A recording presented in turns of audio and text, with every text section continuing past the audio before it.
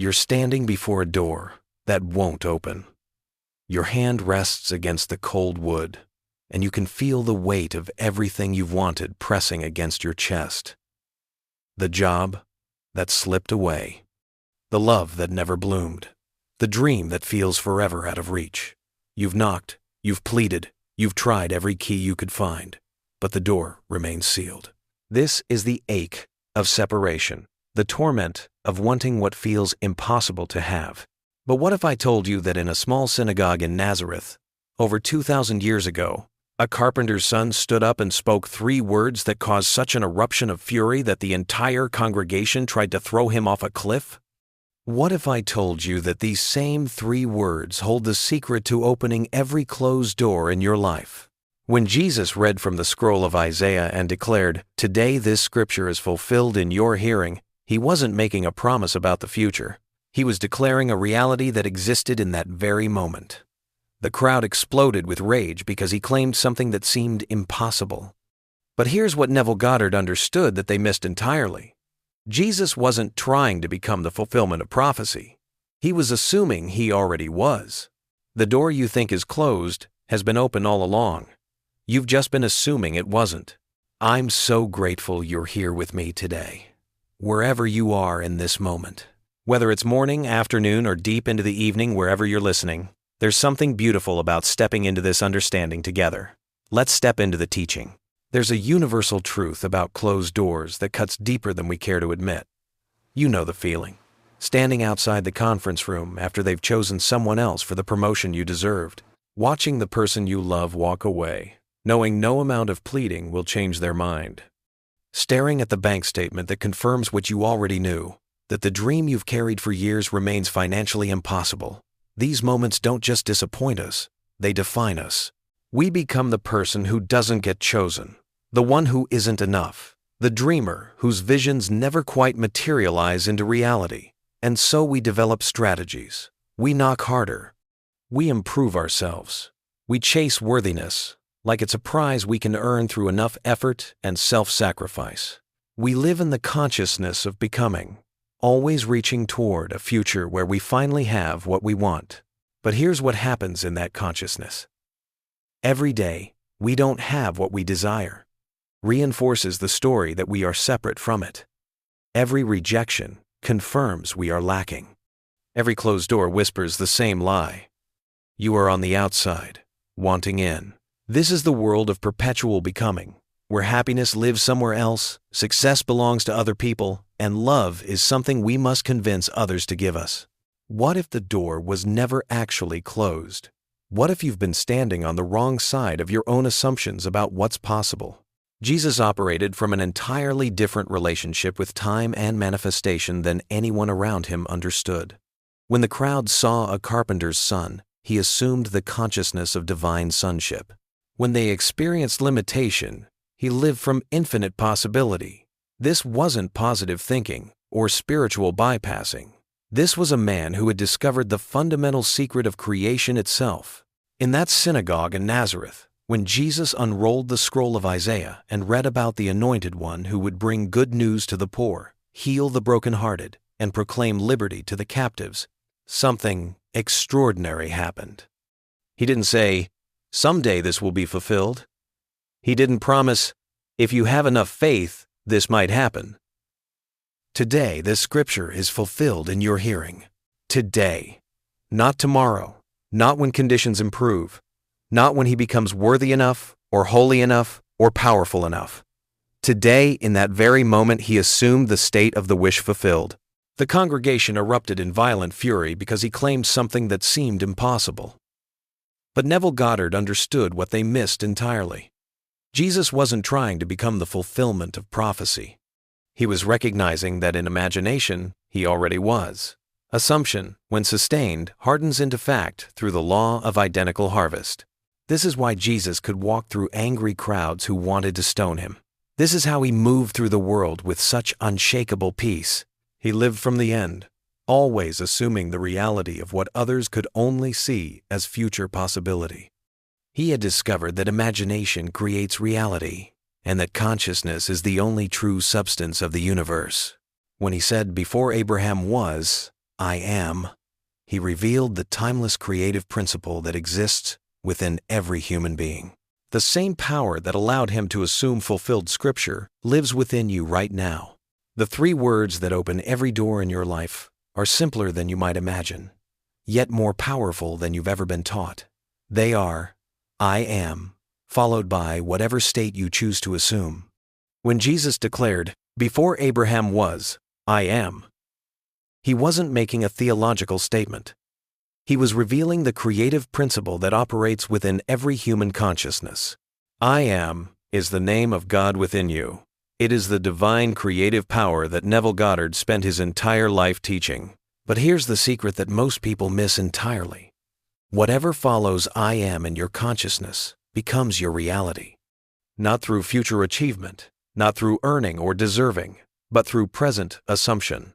Most of us have been conditioned to say, I am trying to become wealthy, or I am hoping to find love, or I am working towards success. But these statements place you in a perpetual state of seeking, rather than having. They assume separation from your desire rather than unity with it. The door opens not when you finally achieve what you want, but the moment you assume you already are what you want. This isn't make-believe or positive thinking. This is the fundamental law of consciousness that Jesus demonstrated throughout his ministry. Feel into this for a moment. Instead of I am seeking love, assume I am loved. Instead of I am trying to be successful, declare I am successful. Instead of I am hoping for abundance, embody I am abundant. Do you feel the difference? One consciousness lives in lack, always reaching toward fulfillment. The other lives from fulfillment itself. When you assume a state with the feeling of naturalness, when you make I am plus your desired condition feel as real as your own name, something remarkable happens. That assumption begins to harden into fact through what Neville called the law of identical harvest.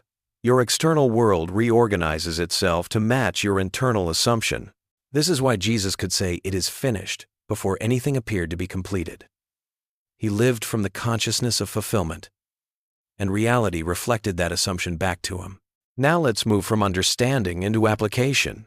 Neville taught a specific technique for living from the end that can transform any closed door into an open pathway. This isn't theory anymore.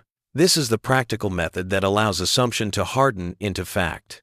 Think of one specific door in your life that feels completely closed right now. Maybe it's a relationship that ended. Perhaps it's a financial goal that seems impossible. It could be a health condition you've been told is permanent. Hold that situation clearly in your mind. Here's how you apply the technique. First, get yourself into the drowsy state just before sleep. This is when your conscious mind relaxes its grip on current circumstances and your subconscious becomes most receptive to new impressions. Neville called this the state akin to sleep, and it's the golden moment for planting seeds of assumption. Second, construct a short scene that would naturally occur if your desire were already fulfilled. If the closed door represents financial lack, imagine congratulating yourself as you review a healthy bank balance. If it's about love, feel someone you care about expressing their affection for you. If it's about health, experience your body feeling vibrant and strong. The key is to create something that implies fulfillment rather than directly depicting it. Third, repeat this scene with sensory vividness until it feels absolutely real. See it, hear it, feel it. Make it so natural that it could be a memory rather than an imagination. The more real it feels, the deeper it penetrates your consciousness. Fourth, fall asleep while dwelling in that assumption. Let the last thing your mind experiences be the naturalness of having your desire fulfilled. But here's the crucial element most people miss. You're not trying to get something. You're remembering something that already exists in imagination. You're not creating your desire. You're recognizing it. The technique works because consciousness is the only reality, and what you assume in consciousness must appear in your world.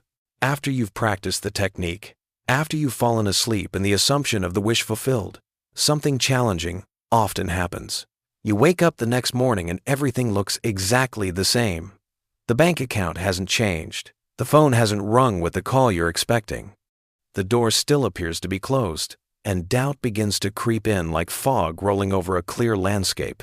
This is the interval that separates those who manifest their desires from those who abandon them halfway through the process. Neville called this the interval of time between assumption and realization, and understanding its true nature is crucial to your success. This period isn't a waiting time where you hope something will eventually happen. It's a gestation period where your assumption is developing in the unseen before breaking through into visibility. Think of a seed planted in dark soil. For weeks, nothing appears above ground, but beneath the surface, roots are spreading and life is organizing itself toward manifestation.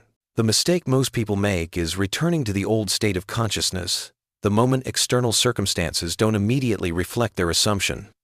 They look at their current situation, see no change, and conclude the technique doesn't work. But this is like digging up a seed every day to check if it's growing. During this interval, your only job is to persist in the assumption. When doubt whispers that nothing is happening, return to the feeling of the wish fulfilled. When impatience suggests you should try a different approach, remember that assumption, once firmly established, must harden into fact. When the five senses present evidence that contradicts your desired state, choose to live from imagination rather than observation. This is where faith becomes practical. Not faith in something outside yourself, but faith in the law of consciousness that operates with mathematical precision. What you assume, you become. What you persistently feel to be true must express itself in your world. The door is opening in consciousness first. Trust the process. Something profound shifts when you consistently assume the state of the wish fulfilled. You stop being the person who wants something and become the person who has it. This isn't a gradual process of self-improvement. This is what Neville called putting on the new man, a complete revision of self-concept that makes your old struggles obsolete. When you truly assume you are wealthy, you don't just imagine having money. You begin moving through your day with the naturalness of someone who has never known financial lack. Your decisions change because your identity has changed. You speak differently because you're no longer coming from a consciousness of scarcity. You carry yourself with a quiet confidence of someone who belongs in abundance. This shift is so fundamental that others begin to respond to you differently without understanding why. People who once dismissed your ideas suddenly take them seriously. Opportunities that were never available before start appearing naturally. Relationships reorganize themselves to match your new state of consciousness because you're radiating a completely different vibration. But here's what makes this so powerful. You're not pretending or acting. You've actually become a different person at the level of assumption. The old you lived in separation from your desire. The new you lives from the natural possession of what you once thought you lacked. This is how you move through resistance. When circumstances seem to contradict your assumption, you don't fight them or try to change them directly. You simply continue to be the person who already has what you want. You make decisions from that consciousness. You respond to challenges from that identity. You go to sleep each night assuming the naturalness of your fulfilled desire. The external world has no choice but to conform to your internal state because consciousness is cause and the world of effects must follow. You don't open the door by pushing against it. You realize you were always on the other side, just assuming you weren't. The person you were before this understanding seems like a dream you once had about limitation. What you've discovered today extends far beyond opening doors in your personal life. You've touched the edge of Neville's most profound revelation. Every individual is God in human form, dreaming the dream of limitation only to awaken to their divine nature. The three words "I am" plus any state you choose reveal that you are not a victim of circumstances, but the operant power creating your entire experience. This isn't metaphor or spiritual poetry. This is the fundamental nature of consciousness itself. Jesus knew this secret when he declared his unity with the Father. He understood that imagination creates reality and that assumption hardens into fact through divine law. When he said, "Before Abraham was, I am," he was teaching the same principle you've learned today. You are the imagination of God made manifest in human form.